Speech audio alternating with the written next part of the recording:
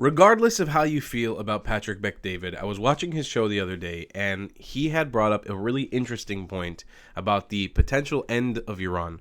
What's up, everybody? I'm Tall the Traveling Clat, your favorite white colonizing Zionist Zionizer. You can buy the Traveling Clat white colonizer shirt at thetravelingclat.com or hat or whatever other merchandise. And let's take a look at this clip right here. Iran needs somebody to get behind, because even with this, let's just say they do something. Something happens to Khamenei. Who's going to replace him?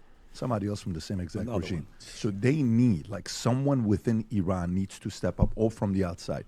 Someone with a strong backbone who wants the job, has to rally and win the people over, or someone needs to come to, a group of people need to come, like who were we talking to the other day?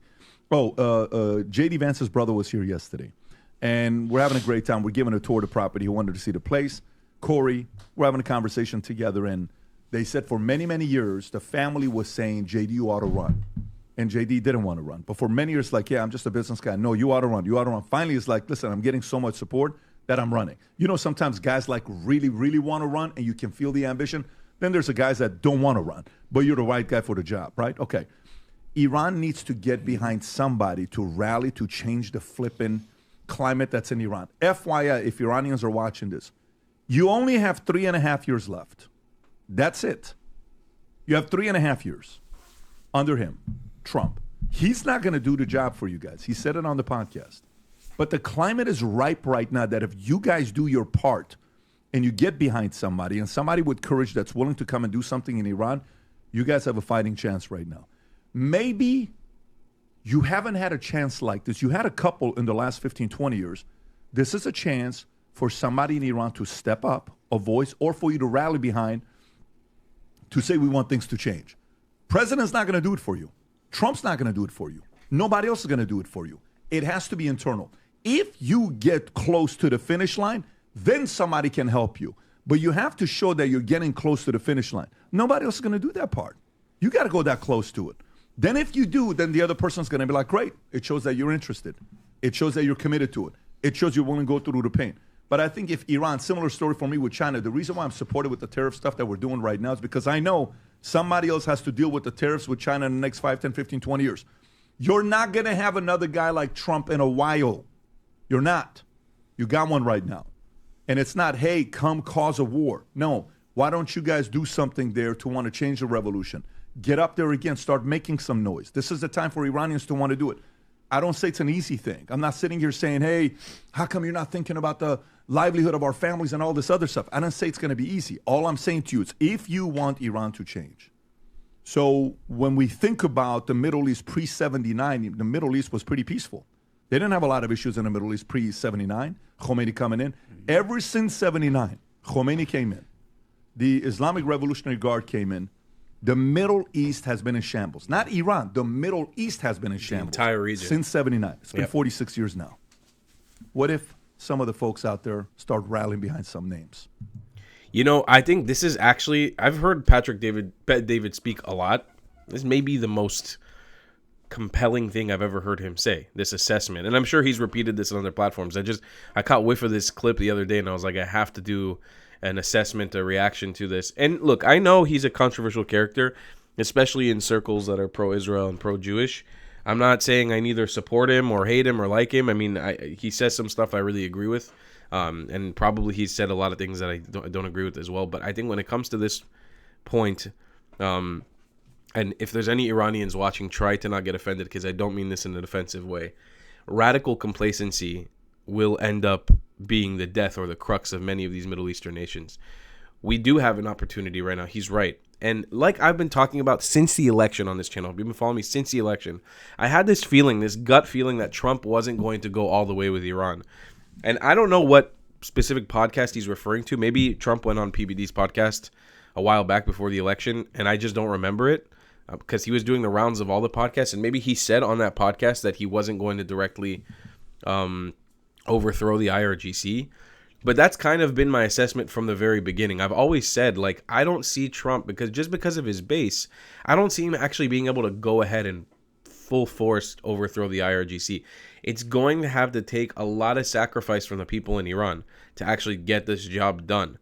But I have hope because just as how we saw Syria fall, and again, the alternative in Syria right now is not necessarily fucking sunshine and rainbows. It may be the beginning of a better process, but there's still ethnic minorities, Christians, Alawites being massacred every single day in Syria. It's terrible.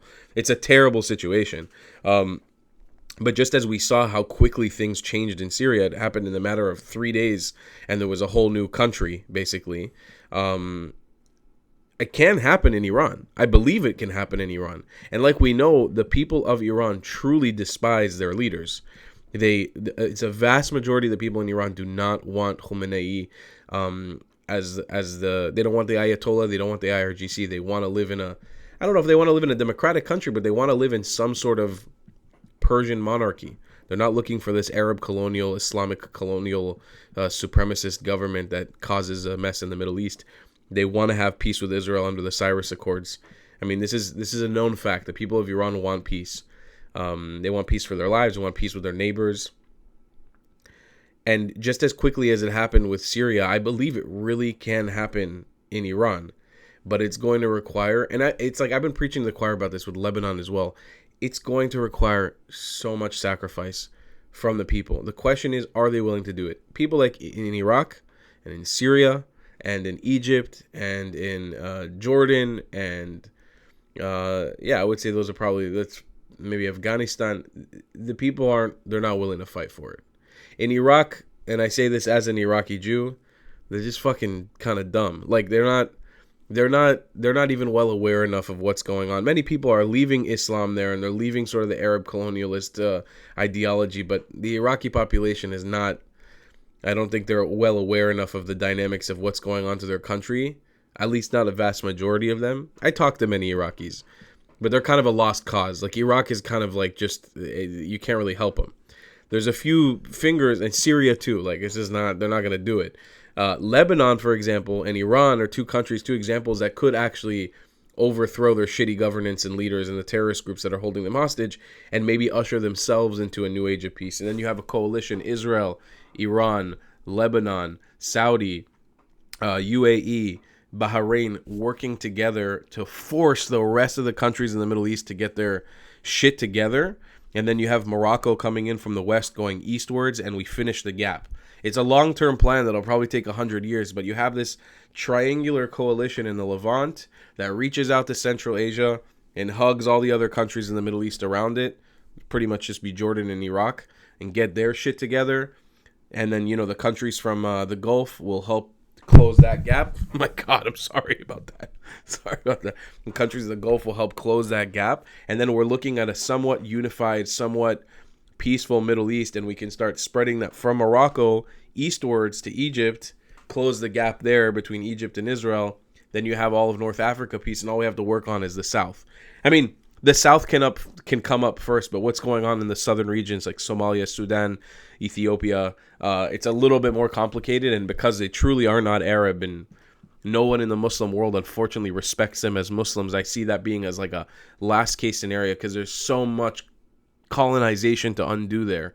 But who knows? I mean, a lot of it can come from Africa and go upwards. It's the problem is like we already made peace with South Sudan. Who knows? I'm getting a little bit off topic here, but if an Iranian, Lebanese, Israeli coalition could come about in the next 20 years, if we could see peace, we could have a lot of power in the Middle East. So Patrick David's talking about some compelling stuff here. I really appreciate his sentiment in this. And if you do appreciate my sentiment in this, consider buying yourself a nice white colonizer hat on thetravelingclat.com. You can support the channel, and it goes a long way to help me keep doing what I do. And I'll see you in the next one. I love you a long time. Goodbye, Clats. If you believe in my content and want to support me, just know your help is needed. There's a bunch of great ways to support me, being PayPal, Buy Me a Coffee, or joining my Patreon community down below. Patreon is the best way to support my channel, and you'll get a bunch of cool perks depending on what tier you join. Another great way to support me is by buying my merchandise on thetravelingclat.com. I regularly drop new merch designs like this beautiful hat, or this amazing shirt, where you can support the channel and get something cool for yourself. I also have an amazing Discord community with people from all over the world. Thank you so much for your support.